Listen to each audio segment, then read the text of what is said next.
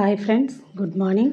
இன்றைக்கி நம்ம வீட்டில் மார்னிங் பிரேக்ஃபாஸ்ட் என்னென்னு பார்த்தீங்கன்னா புட்டு எப்படி செய்யலான்னு பார்க்கலாம். ஃபஸ்ட்டு நல்லா வெந்நீர் கொதிக்க வச்சுக்கோங்க மாவு பிசைகிறதுக்கு. இன்றைக்கி நம்ம வெள்ளரிசி புட்டு தான் செய்ய போகிறோம். நல்லா சூடான தண்ணியை கொஞ்சம் கொஞ்சமாக தெளித்து மாவு பிணைஞ்சி வச்சுக்கோங்க.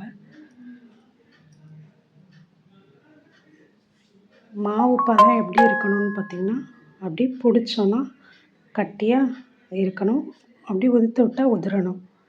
அந்த மாதிரியான வர அளவுக்கு நல்லா பிசைஞ்சு எடுத்துக்கோங்க. அப்புறமா புட்டுக்குழலை அடுப்பில் வச்சு மாவு ஃபில் பண்ணிக்கோங்க.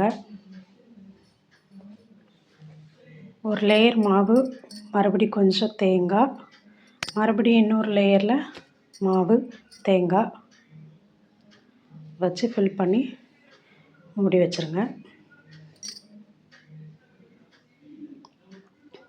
ஆவி வெந்துருச்சு. இப்போது நான் வெந்துட்டான்னு பார்க்கலாம்.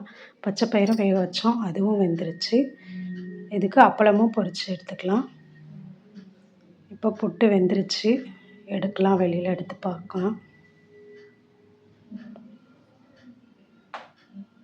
சூப்பரான புட்டு ரெடி.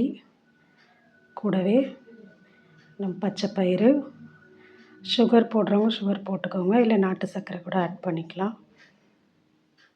அப்பளம், இந்த காம்பினேஷன் எப்படி இருக்குன்னு சொல்லி சொல்லுங்கள். Bye friends.